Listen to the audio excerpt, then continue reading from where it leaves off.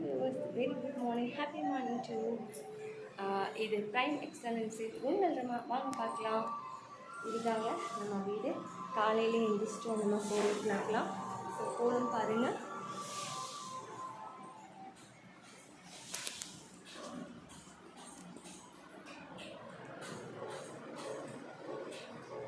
So நம்ம கோலம் போட்டு வாசலில் விளக்கிட்டுருக்கோம். கம்ப்யூட்டர் சாம்பிராணி ஏற்றி வச்சுருக்கோம்.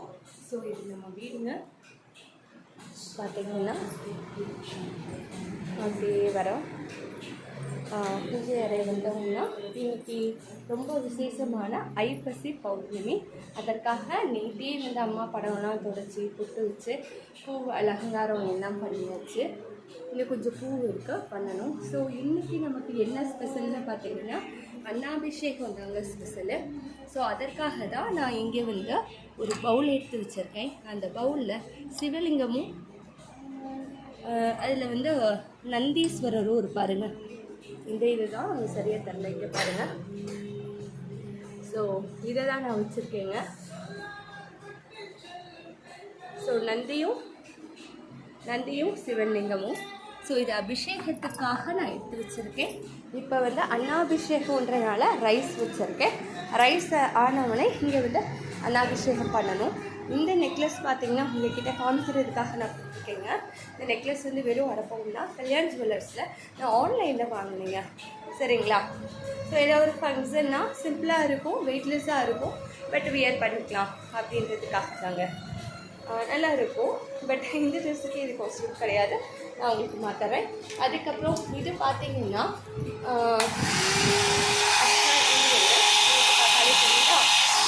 Hair dryer. ஸோ இது மாதிரி பண்ணி கொடுக்கும். நல்லா பார்த்துடும். இதில் ஜீன்ஸ் பார்த்து வேணாலும் வரும், இது வேணாலும் வரும். 2 மோடு இருக்குங்க. 2 மோடு இருக்குது. இதை உங்கள்கிட்ட இன்னைக்கு காமிக்கணுன்றதுக்காக எடுத்து வச்சேன். ஏன்னா நான் மார்னிங் வந்து 3 o'clock 4 o'clock குளிக்கிறப்ப தலை காயறதுக்கு வெயிலில் போக முடியாது மார்னிங்கு. ஸோ அதுக்காக நான் இதை யூஸ் பண்ணிகிட்டு இருக்கேன்.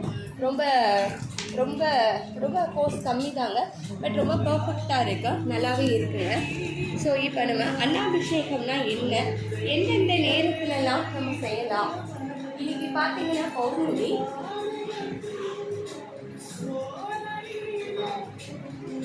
இன்னைக்கு பௌர்ணமி தினம். ஸோ இந்த பௌர்ணமி தினத்தில் நாம் எப்பொழுது அன்னாபிஷேகம் செய்யலாம் அப்படின்னு பார்த்துருவாங்க.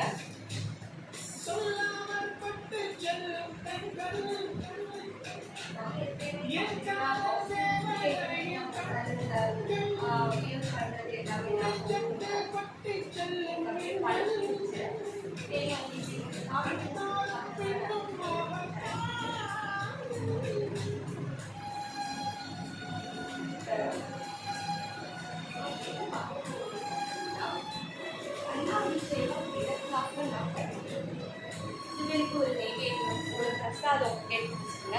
எப்பயுமே இந்த டாப் இன்றைக்கி நான் போட்டுட்டேன். இந்த டாப் வந்து புதுசுங்க, கம்மியான ப்ரைஸ் தான், ஃப்ளிப்கார்ட்டில் தான் வாங்கினேன். ஆக்சுவலி நான் ரெட் கலர் போட்டேன், பிங்க் கலர் தான் எனக்கு கிடைச்சிச்சு. ஸோ நான் ரெட் கலர் வந்து லெகினும் ரெட் கலர் ஷாலும் இதுக்கு போட்டுக்கலாம் அப்படின்ட்டா. ஸோ ஒரே பிங்கியாக இருந்தால் நல்லா இருக்காதுன்றதுக்காக ஓகேங்க, கம்ஃபர்ட்டாக இருக்கும். பின்னாடி வந்து இது மாதிரி இது கொடுத்துருக்காங்க, நல்லாவே இருக்குது. ஓகே, நம்ம இன்னைக்கு அன்னாபிஷேகம் எதுக்காக பண்ணுறோம் அப்படின்றத பார்த்துடலாங்க. ஃபஸ்ட்டே எடுத்தோடனே ஓம் நமச்சிவாய, ஓம் நமச்சிவாய, ஓம் நமச்சிவாய, ஓம் ஓம் ஓம். எதுக்காக அப்படின்னு பார்த்தீங்கன்னா ஓம் நமச்சிவாய நான் சொல்கிறேன். பௌர்ணமியில் சிறந்த பௌர்ணமி. ஒவ்வொரு பௌர்ணமிக்கும் ஒவ்வொரு விசேஷங்கள் வந்து உண்டுங்க. ஒவ்வொரு பௌர்ணமிக்குமே ஒவ்வொரு விசேஷம் வந்து உண்டு. அது நம்ம எல்லாருக்குமே தெரியும். ஆடி பௌர்ணமி அம்மனுக்கு ரொம்ப விசேஷம். புரட்டாசி அமாவாசை பித்ருக்களுக்கு ரொம்ப விசேஷம். ஸோ அப்படி ஒவ்வொரு பௌர்ணமிக்குமே ஒவ்வொரு விசேஷங்கள் உண்டு. ஸோ அந்த இதில் பார்த்தோம் அப்படின்னா இந்த ஐப்பசி பௌர்ணமி. ஸோ இன்றைக்கி காலையில் அதிகாலையில் தொடங்கி இன்று முழுவதுமே உள்ளது இந்த ஐப்பசி பௌர்ணமிங்க. இந்த ஐப்பசி பௌர்ணமி பார்த்தீங்கன்னா ரொம்ப விசேஷம். நம்ம அடிக்கடி வந்து நம்மளோட பெரியவங்க எல்லாம் சொல்லுவாங்க. என்ன சொல்லுவாங்க சொல்லுங்க பார்க்கலாம். என்னங்க சொல்லுவாங்க? அதாவது பாப்பாவுமே காலையில் எழுந்திரிச்சிட்டாங்க. ஆக்சுவலாக என்ன சொல்லுவாங்க, சோறு கண்ட இடமெல்லாம் சொர்க்கம் அப்படின்னு சொல்லுவாங்க. எங்கள் அப்பா கூட அடிக்கடி எங்கள் அக்காவுக்காக இது சொல்லுவார். ஏமா 3 நேரம் சோறு போட்டால் போதும், உட்காந்துக்குவியா? உண்மை தாங்க, உட்காந்துக்கலாங்க. நானாக இருந்தேன்னா உட்காந்துருவேங்க உங்களோடையே. என்ன சொல்கிறீங்க? ஏன்னா நமக்கு இந்த ஒரு ஜான் வயிற்றிற்காக தான் இந்த அளவு நம்ம உழைக்கிறோம், இந்த அளவு ஓடிட்டு இருக்கிறோம் வாழ்க்கையில். ஸோ அந்த சோறுக்காக தானேங்க இதை மட்டும் போட்டு ஒரு சொந்தமான ஒரு வீடோ இல்லை வாடகை வீடோ கொடுத்தாங்கன்னா எனக்கு போதுங்க, அமைதியாக இருந்துருவீங்க. முடிஞ்சளவு என்னால் முடிஞ்ச விஷயங்களை செஞ்சுட்டு அமைதியாக இருந்துருவேன். என்ன சொல்கிறீங்க? ஸோ இப்படி இருக்குங்க. எதற்காக சோறு கண்ட இடமெல்லாம் சொர்க்கம் என்று சொல்கிறார்களோ, நாம் அனைவரும் சென்று கைலாயத்திற்கு சென்று நாம் வழிபடுவதோ ரொம்ப கொஞ்சம் சிரமம் தாங்க. ஆக்சுவலாக உயிரோடு இருக்கிறப்ப போக முடியாது. நம்மளுடைய உயிர் நம் உடலை விட்டு பிரிந்து சென்ற பின் அந்த ஆன்மா நம் திரு கைலாயத்திற்கு சென்று சிவனோடு ஒன்றி அந்த பூஜையில் ஒன்றி அந்த ஜோதியாக அப்படியே மாறுறதாங்க. அப்படிதாங்க செய்ய முடியும், அப்படித்தானாங்க செய்ய முடியும். என்னோட ஹேரையும் பார்த்துக்கங்க, சரிங்களா? ஸோ அப்படி இருக்கிறப்ப நம்ம என்ன செய்யலாம் நீங்களே சொல்லுங்க. அப்போ ஐப்பசி பௌர்ணமி அப்படின்றது ரொம்ப ரொம்ப விசேஷம். அன்னத்திற்காக மட்டுமே ஆண்ட அன்னலட்சுமியை சிவபெருமான் வடிவத்தில் நாம் காண்கிறோம். எங்கெல்லாம் சிவனிற்கு அன்ன அபிஷேகம் நடக்கிறதோ, எந்த அபிஷேகம் என்ன பண்ணலாங்க, காய்கறி அலங்காரம், பூ அலங்காரம், அப்புறம் ஃப்ரூட்ஸில் அலங்காரம், எதை வேணாலும் பண்ணலாம். ஆனால் அபிஷேகம்னு பார்த்தீங்கன்னா அன்னத்திற்கு முதல் இது தராங்க, அதுதாங்க அன்னாபிஷேகம். அன்னத்தினால் நான் அபிஷேகம் செய்ய வேண்டும். ஸோ யாருக்கு நிறைய பேருக்கு பார்த்தீங்கன்னா, அதாவது ஆடையில் தரித்திரம் இருக்குங்க, உடுத்தக்கூடிய ஆடையில் தரித்திரம் இருக்கலாம், பணத்தில் தரித்திரம் இருக்கலாம், நகையில் தரித்திரம் இருக்கலாம், அன்னத்தில் கூட இருக்கலாம். அந்த கஷ்டத்தை படாதவங்க வாழ்க்கையில் ஒரு நாள் கூட இருக்க மாட்டாங்க. அது நம்முடைய சாஸ்திரமே சொல்லுதுங்க. எங்க மெதுவாக பேசுங்க, வீடியோ எடுத்துருக்கேன். ட்ரெஸ் இல்லை இந்த காசு அப்படி இருக்கையில் நாம் என்ன செய்ய வேண்டும்? யாரெல்லாம் பணத்திற்காக கஷ்டப்பட்டு அன்னத்திற்காக தானம் செய்ய முடியாமலோ அல்லது நம்மளுடைய சாப்பாட்டிற்கு வழி இல்லாமல் இருக்கிறார்களோ, அவர்களால் முடிந்த அளவு ஒரு கைப்பிடி அரிசியாவது எடுத்து அதை பொங்கி சிவனிற்கு அபிஷேகம் செய்ய வேண்டும் ஐப்பசி பௌர்ணமி அன்று. இந்த ஐப்பசி பௌர்ணமி அன்று சுட சுட சாத்தை கொண்டு லிங்கத்தில் கொட்டிடாதீங்க. உங்களை மாதிரி தான் அவருக்கும் வலிக்கும். ஏன்னா நீங்க அபிஷேகம் செய்யறப்ப அவர் உயிர் உள்ள அப்படியே தத்துரூபமாக அந்த என் கை கால இதாகுதுங்க புல்லரிக்குது, அந்த தத்துரூபமாக அந்த சிவபெருமானே உங்களுடைய அன்ன அபிஷேகத்தை ஏற்றுக்கொள்வதற்காக அந்த தருணத்தில் உட்கார்ந்துருப்பாரு. ஸோ சுட சுட சாதத்தை கொண்டு அப்படியே கொட்டாம கொஞ்சம் ஆற வச்சு கொஞ்சம் வெதுவெதுப்பா கை பொறுக்கும் சூட்டில் அந்த லிங்கத்திற்கு அபிஷேகம் செய்யுங்கள். அன்னம் மட்டும்தான் செய்யணுமா அப்படின்ற அடுத்த கேள்வி கேட்பீங்க. அன்னமும் செய்யலாம். நீங்கள் செவ்வாடை போட்டுக்கோங்க, பௌர்ணமி தானே. ஃபர்ஸ்ட் என்ன செய்யணும் அப்படின்னு பார்த்தீங்கன்னா, ஃபர்ஸ்ட் பாலாபிஷேகம். நம்ம ஃபர்ஸ்ட் வெறும் தண்ணியில எந்த சாமியாக இருந்தாலும் அபிஷேகம் செய்யாதீர்கள். கொஞ்சம் நல்ல ஃப்ரெஷ்ஷான தண்ணியில கொஞ்சம் மஞ்சத்தூள் ஒரு இன்ச் ஒரு பிஞ்ச் அளவு மஞ்சத்தூள் சேர்த்துக்கங்க. கலந்துட்டு 2 வேப்பிலை போட்டுக்கோங்க, 2 துளசி போட்டுக்கோங்க. வேப்பிலை துளசி, வேப்பிலை அம்மனுக்காகவும் அந்த தண்ணியில் இருக்கக்கூடிய ஏதாவது ஒரு தீய கிருமிகள் நச்சுக்கிருமிகள் இருந்தால் அது அழிந்து, அதுக்கப்புறம் நம்மளுடைய பெருமாளியற்காக மட்டும் அல்லாமல் அந்த தீர்த்தத்தை புனிதமான தீர்த்தமாக மாற்றுவதற்கு எல்லாரும் போய் காசில போய் தான் தீர்த்தம் கொண்டு வரணும்னா நம்ம யாருனாலையும் முடியாதுங்க. ராமேஸ்வரத்துக்கு தான் போகணும்னாலும் முடியாது. ஸோ அதனால அந்த தீர்த்தத்துல 2 துளசி இலை போட்டுக்கோங்க. போட்டுட்டு இருந்தால் செய்யலாம், இல்லை என்றால் மனமாற கடவுளே என்னிடம் இதுதான் உள்ளது, மஞ்சத்தூள் நான் போட்டுக்கிறேன், ஸோ இதை நீங்க ஏற்றுக்கங்கன்னு சொல்லிட்டு ஃபர்ஸ்ட் மஞ்சள் தண்ணியை ஊற்றுங்க. மஞ்சள் தண்ணினா ஃபுல்லாக மஞ்சள் தண்ணி இல்லைங்க, தண்ணியில இதனோடு மஞ்சத்தூள், அதையும் நான் தெளிவாக சொல்றேன். ஸோ அதை அபிஷேகம் செய்த பிறகு அந்த தண்ணியை தனியாக எடுத்துட்டு பூ பொட்டு வச்சுட்டு சூடம் காமிச்சிருங்க.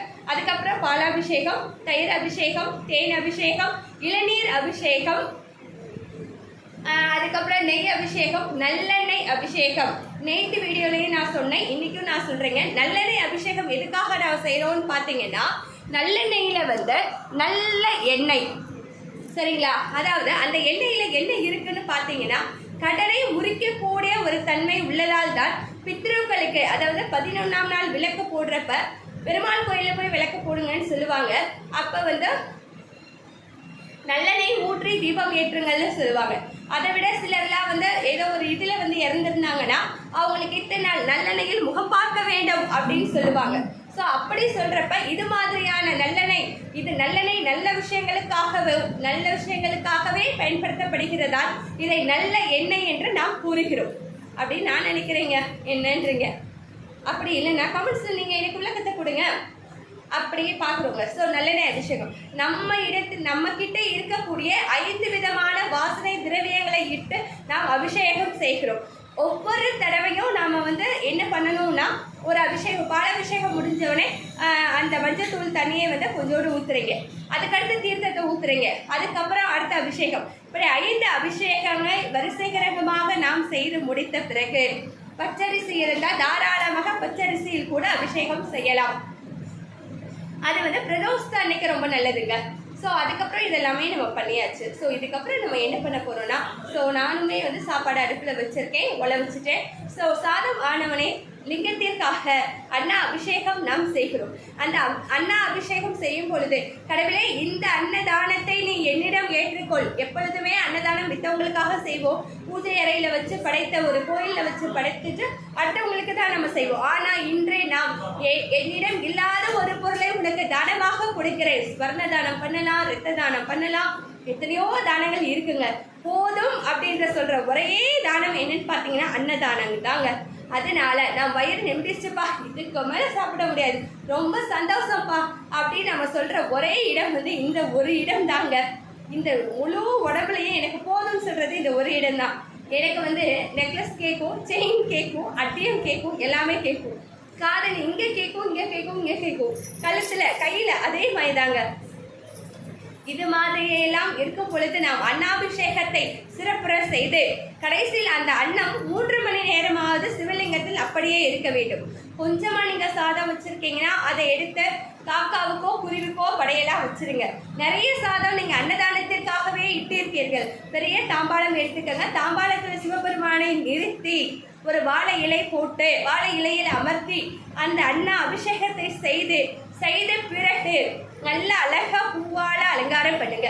காய்கறி எல்லாம் இருந்தால் தூக்க வச்சு அலங்காரம் பண்ணுங்க. தென்னுடைய சிவனையே போற்றி, ஓம் நமச்சிவாய. இந்த சிவபெருமானிற்காக எனக்கு ரொம்ப பிடித்தமான கடவுள் இந்த சிவபெருமான். இந்த சிவபெருமானிற்காக நான் போட்ட ஃபர்ஸ்ட் வீடியோ இதுதான். ஸோ உங்களுடைய கமெண்ட்ஸ் கொடுங்க. ஸோ இந்த ஐப்பசி பௌர்ணமி காலையில் 6 மணியில் இருந்து 7 மணிக்குள்ளே நல்ல நேரம் இருக்கு. அதுக்கப்புறம் மத்தியானம் 10 to 12 வெள்ளிக்கிழமைன்ற நாள் ராவு காலம். யமகண்டம் முடிந்த பிறகு மத்தியானம் 2 மணிக்குள்ள ஒரு நல்ல நேரம் இருக்கு. அதுக்கப்புறம் சாயங்காலம் 6 மணிக்கு மேலே நல்ல நேரம் இருக்கு. ஸோ இந்த 3 நேரத்தில் எந்த நேரத்தில் வேண்டும்னாலும் நீங்கள் செய்யலாம். நீங்கள் ஒர்க்கிங் விமனாக இருக்கீங்க, நான் காலையிலே செஞ்சுட்டு போயிடுறேங்க, இன்றைக்கி நான் காலையில் மட்டும் விரதம் இருந்தால் செஞ்சுட்டு போகிறேன் அப்படின்னாலும் ஓகே தாங்க.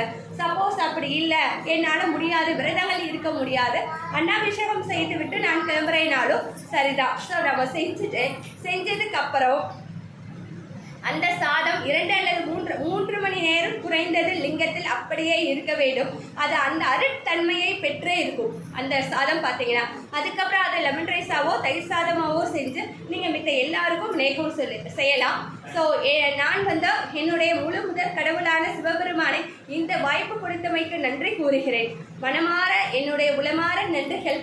ஸோ இவ்வளோ ஆக்சுவலாக ஸ்கிரிப்டாக தான் நான் சொல்லணும்னு நினச்சேன்.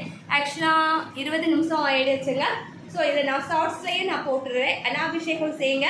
தென்னுடைய சிவனே போற்றி, திருவண்ணாமலை சிவனே போற்றி, எல்லா சிவனையும் இது பண்ணுங்க. இந்த அனாபிஷேகம் செய்யும் போது சிவபுராணம் படிங்க, சிவபதிகம் படிங்க, ரொம்ப நல்லது. தெரிஞ்சா படிங்க, தெரியாதா ஓம் நமச்சிவாய, ஓம் நமச்சிவாய, ஓம் நமச்சிவாய என்ற மந்திரத்தை காட்டிலும் இவ்வுலகில் சிறந்த மந்திரம், நல்ல மந்திரம் எதுவுமே கிடையாது. நீங்கள் ரொம்ப இக்கட்டான சூழ்நிலையில் இருக்கிறீங்கன்னா கண்டிப்பாக சிவனை நினைத்து கொண்டு சிவசிவா நீ எப்படி இருக்கிறையோ சிவசிவா அது மாதிரி நான் சிவசிவா நீ மனசு இருக்கணும்னு நினச்சிக்கங்க. கண்டிப்பாக நல்லதே நடக்கும். So have a nice day. இது பிரைம் எக்ஸலன்ஸ். இது உங்கள் ரமா. Bye viewers, bye. Happy morning.